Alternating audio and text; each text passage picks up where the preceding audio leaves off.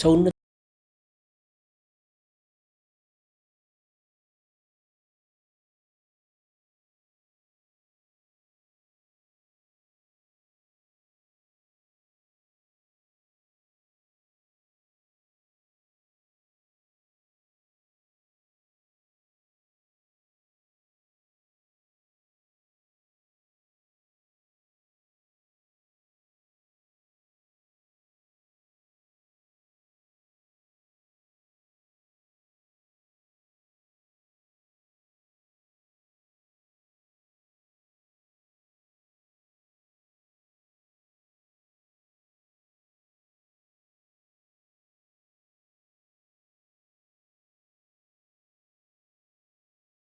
የመጣ ይመስላል በጣም እና አሁን ያለውን እውነት በፍርሃት ነው የማየው። ፍርሃት ማለት ጭንቀት የሆነ ምናምን አጣብቂኝ ሳይሆን መንገዱ ልክ ያለ መሆን እውነታው እየጎላ የመጣ ይመስለኛል። እንደዛ ነው የማየው።